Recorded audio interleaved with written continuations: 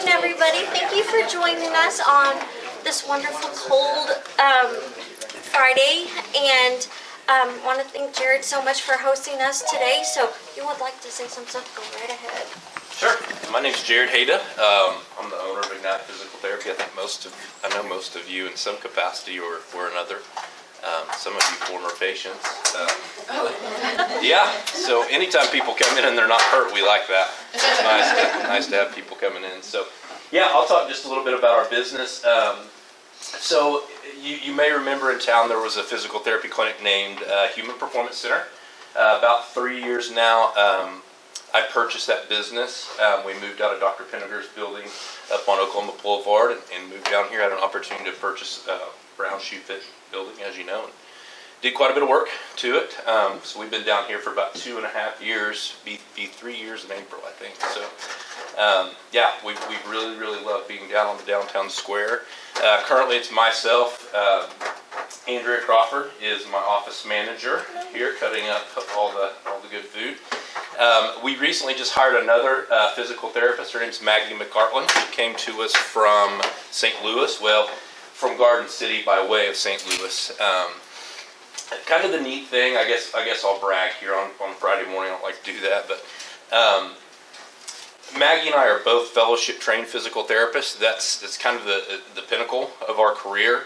There's about 5 to 10% of physical therapists in the United States are fellowship trained.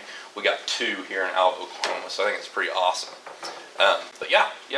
That's kind of us. If anybody has any questions, I'd be happy to answer. I hope you enjoy your time here. Jean Moore, you guys probably know her. She provided all this good food, so feel free to dig right in, make yourself at home, and we'll listen to the speaker here. Yeah. Thank you so much. Thank you, Jared, for hosting us. So today we have Carla Burdick from Red Carpet Country, and she's going to kind of give us some tourism updates and what she does with the red carpet, and I'm on the board, which I have so much fun being on it. I have learned so much about Northwest Oklahoma, more than I ever thought I thought I knew so much, but now I know more, so I love being on the board. So Carla, would you like to, whatever's easiest. All right, I'll just come this direction.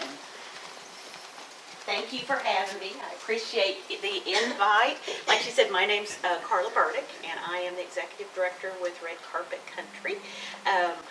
Most of you are probably familiar with the name. Red Carpet Country actually used to have their office here in Alva for 30-some years. So it was a long time. And when that lady retired is when they moved the office to Enid, which I'm very thankful for because that gave me the opportunity.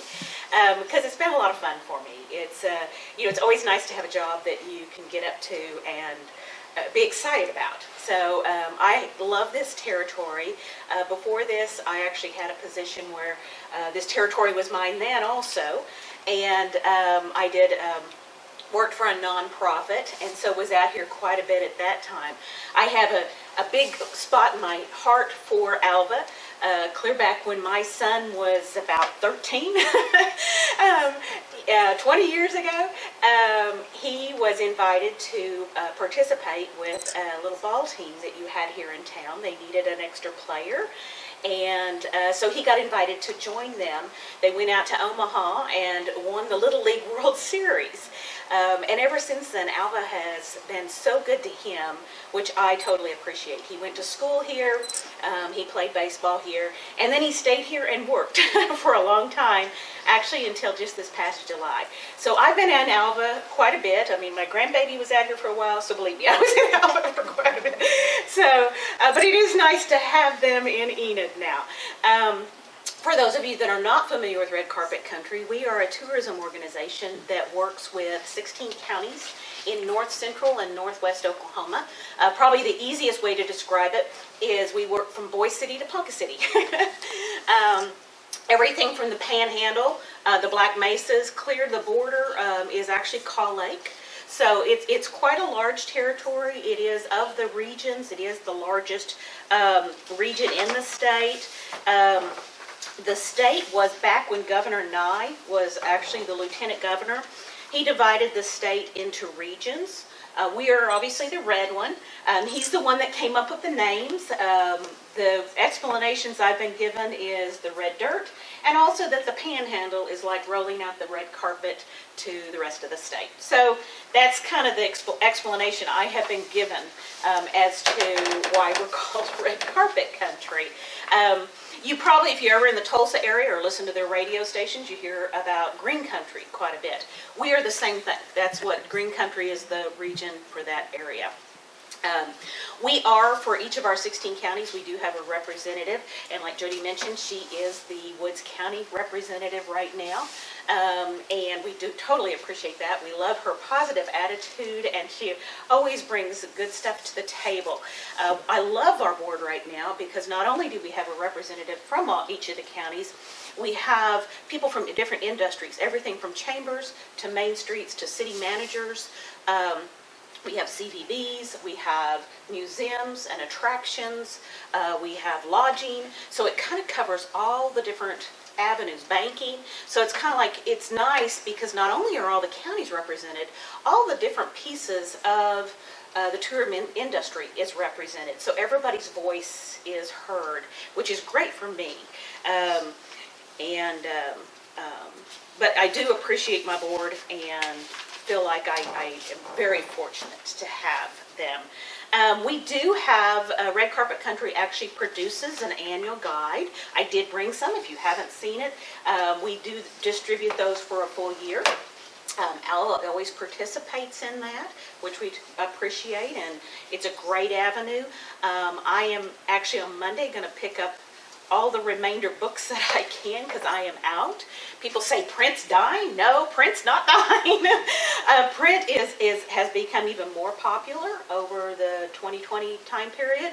I ran out last year. This year I'm running out sooner. So we will be printing more next year, which is a really good problem. It's a really nice avenue to get people familiar with the area. And if they're coming out here, it gives them a little more detail than what you can get other places. And the nice thing about this is there's a lot of the communities can't afford to do their own.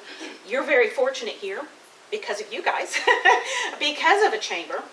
Not everybody has one that you actually can have some information that is actually about Alva. But this just gives them a bigger overview, and there's nothing better than partnering and having those co-op opportunities where you can connect with people and let them know if they're coming as far as to dig, let's go ahead and come out here and figure out what's going on, and the fact that you have lodging and different things. So this book kind of helps them tie that together. When I first started, one of the things I did was come up with an attraction map. I actually do road shows. I go down to McAllen, Texas. The two things that I'm adding are because of that show. But there are people that go down there for the winter snowbirds. They go down to the border down there, and they all have to come back this way. Nobody's going south, nobody's going east and west. They're all heading north. And they want something like this in their car because there's a lot of times, Sod House Museum, perfect example. They don't have like a website or have digital stuff. Great little place, #1 museum in a rural area, and yeah, a lot of people don't know it's there. So that's one of the reasons I did this is to let them know, if you're coming this far, just another 20 minutes, another 30 minutes. Once people have gotten out here, they don't mind driving if they know something's there. So this kind of gives them that, and it's been very, very popular. We will be reprinting this because once again, I'm out of those also.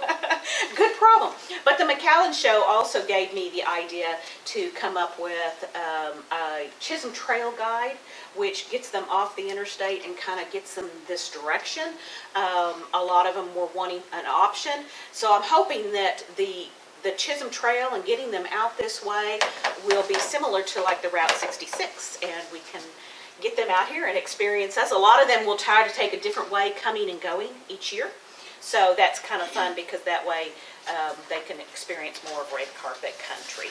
The other thing that's going to be coming out very soon, and I'm very excited about, is we're producing a barn quilt guide. I don't know how many of you are familiar with this, but this is a neat little way for communities to get people into their community.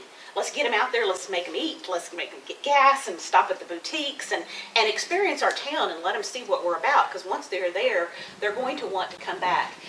Barn quilts are made on a special wood with special paint. A lot of them are on barns. I mean, so those are some of the best ones on these gorgeous barns that are out here.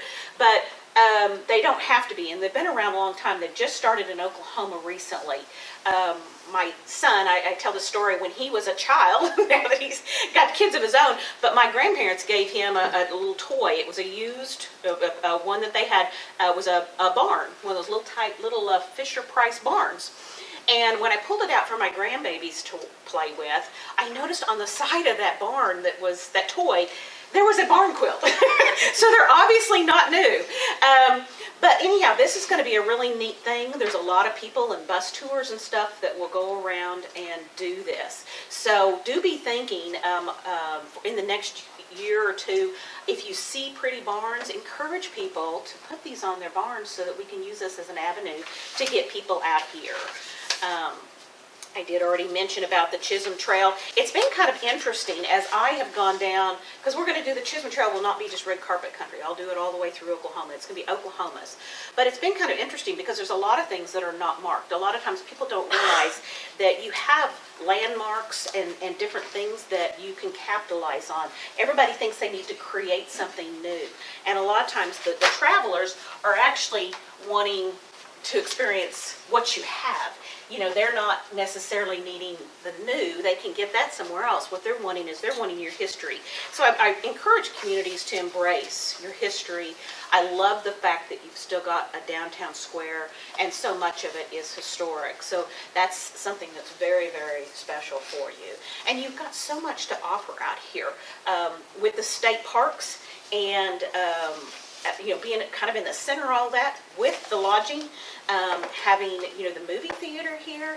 You've got attractions because you've got the Brant's Menagerie, which has, when I tell people about it, they're like, oh, they don't realize that stuff like that's out here. And that there's so much to do with the crystal digging, even the fish hatchery and those kind of things, where they can stop and kind of make it a full day trip and enjoy themselves out here. One thing you have to keep in mind is tourism. Not only is it important for building your revenue, I mean, it is the third largest business in the state of Oklahoma, but nobody moves to a community without visiting there first. So if you can get them out here to visit, you're going to also build your community and build that economic development opportunity. The other thing I always like to mention, and I know you guys do some great events, the chamber puts things on, and with your lodging, there's a couple different things that you might want to look at when you're planning the next event or creating another event, is trying to decide, are we wanting to make this event bigger, or are we needing revenue at a time that we don't already have it? So with that said, what I'm saying is if there's a month that your hotel tax, which pays a lot of your advertising and promotional part of the tourism industry, if you've got a month that's down on that, that might be a month you want to try to create some excitement, maybe create an event so that month also is important. Or is it about building on an event that you already have and making it bigger and better, getting people to come and stay longer? Perfect example, a little bitty Cherokee over here. They have a little stroll that they do in November, and this year they created it where there's a fly-in with it, so now they're coming for breakfast. They're obviously already going to do lunch, that they were doing, and now we're going to create events after their stroll to get them to stay and eat again. A lot of times businesses feel like there's competition between you. There's really not. By partnering and getting people to come and stay longer, right there, instead of eating at one restaurant, they eat at 3.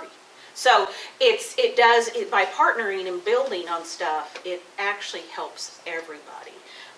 So something to think about with that. And sometimes do we get them to stay longer for the day, or do we get them to come and spend the night? Enid's doing this thing where every year they've always done this light up the plains with the fireworks and the parade and all that. This year they've added a Christmas tree to get people to where this, instead of being a one-day thing, now it's going to be a multiple-day thing. So trying to think of ways to build on it and get people to come and spend the night. or 2 nights, or 3 nights. And that's the key. Because I'm really big on promoting things. The old saying about build it and they will come. Well, they gotta know it's there. So it is important to advertise. And that's one of the things I feel like Red Carpet's able to do is we're able to give the chamber, as a member, they can get discounted rates on their ads. We can save them money. People think that, there's a catch there. No, there's really not. Simply a member, you simply get a discount. And you save money. It stretches the marketing dollar and it does help you. We also are able to do more co-oping and doing things like that. So some great opportunities to stretch your marketing dollars and those kind of things. Any of you, because you're part of the chamber, if you have events or things, make sure that you let me or Jody know, and we'll make sure that they're on the Red Carpet Country Facebook page. Best way to do it is to create an event, and I share your event onto my page. Like if you go to the Red Carpet Country Facebook page and click on events, woo, there's a lot of events on there. But when people click on the event, it takes them to your page, which is great for me because I don't have the answers. If they've got questions and those kind of things, I need them directed to whoever is in doing that event. So instead of me creating the event, I put your post on mine, gets them to you. So do let me know on that. If you're wanting to take advantage of those advertising dollars like the chamber does and get the 10%, I mean, it's good on billboards. You'll notice Cherokee did a billboard out there. It's good on billboards, electronic and print. It's good on any kind of magazines, any kind of newspaper. It's good on brochures. Just about anything that you would be producing, you can get that 10% discount. To get that, you would have to be an independent member of Red Carpet Country, but our memberships start at $50, so it's not like it's expensive. But if you're not needing to take advantage of that, all the other perks you can get just because you're a member of the chamber, whether it be discounted rates to our tourism conference or anything else like that. I did have a little quote that I actually wanted to read to you, just because I don't know, I find it kind of fun. It says, if you build a place where people want to visit, you build a place where people want to live. If you build a place where people want to live, you build a place where people want to work. If you build a place where people want to work, you build a place where people have to be, where businesses have to be. When you build a place where businesses have to be, you build a place where people have to visit. So it kind of is a snowball effect. And I thought that kind of summed it all up. And I think a lot of people don't really realize that tourism, even if you're not in a business or have a business or anything like that, that tourism, it does impact you and it does make a difference in your life. If we didn't have the tourism industry, each household in Oklahoma would be charged another $470 in taxes. So just because we have a tourism industry, every household is saving. So kind of interesting when you put it like that. So, but that's really all I had. I don't know if anybody has any questions or anything they would like to ask. I'm sure we'd be open to questions if anybody has anything. If not, thank you so much for having me. I do appreciate it. Thanks. Thank you, Carla, so much. Does anyone have any events they would like to talk about? I know Emma and I are working extra hard for December with Santa, so we've got a couple events coming up for that. The Candy Cane Cash is still going, so make for sure that you're spending your money in Alva so that you can have a purchase for a chance of winning chamber bucks. And if you want to be a sponsor of that too, let us know. Is there anybody else? We've got the first Friday coming up next week, right? No, 2 weeks. 2 weeks. Okay, I'm like, where am I today? And then, does anyone have anything else? Next weekend is the final weekend that comes through the haymace. Oh, it is. Okay. So Wednesday, Friday, and Saturday Next week. next week, and then we will close for the winter. And be back. Be back in March over spring break. Very good. Okay, and then we're banking it for the food bank, so stop by any of the local banks and donate funds or canned goods. And then also, Bankit is accepting applications for next year's visions until November 30th, so get those in to us. We've got, I think, 4 right now. So we'd like to see some more come in. With that first Friday, also just knowing that the running meet will be open on that first Friday in December. So just be sure that you're not forgetting about the running meet, and Nescatunga will be there with refreshments. The choir will be there, Northwestern's choir will be there performing. So there'll also be crafters and different things like that. So. Also, Alva State's open house with Santa and cookies is December 10th. Oh, If anybody wants to go. what time? I do not know. We have the date. Northwestern's holiday gala, which is band and choir, is December 4th, Saturday, December 4th, and then we have commencement December 5th. So there will be people in town, lots of them. Yes. It's coming up. Wow. If you need something to do this Saturday, it's also, speaking on Northwestern, it's the children's show. I've heard only really, really great things about it. It should be really, really fun. If you haven't been to the children's show before, it's very different than any theater production they put on. It's interactive, so they're addressing you as the audience. It's really fun. So if you have a chance to go to that, it's only $2, and it's at 2 o'clock this Saturday at Harrod Hall.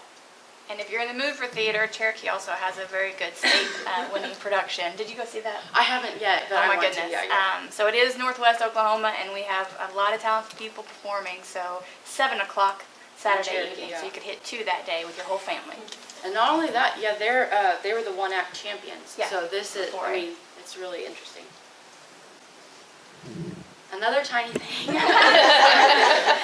is, and I'm not really the main person to speak on this, but I was one of the community members that attended the pool forum last night at the Northwest Tech Center. And I just want to encourage everyone to be aware of reading up on the newsgram, reading those articles whenever they have the next one. I know that the pool committee said, we're so excited to have so many. I personally was really shocked. I thought there would be a lot more people. I know myself, I voiced my concerns, and they were very open with their research. It was a really nice presentation. So just really make sure that we have more community members there voicing your opinions and working together to make sure that this happens. Anybody else? Well, thank you, Jared, so much for hosting us. That's some wonderful food we're going to have to dig into. And Carla, thank you so much, and thank you for letting me be on the board. And anybody else? Nothing else? All right. Hope everyone has a great Thanksgiving. And next month we're going to meet at Holder Drive. So, December 16th.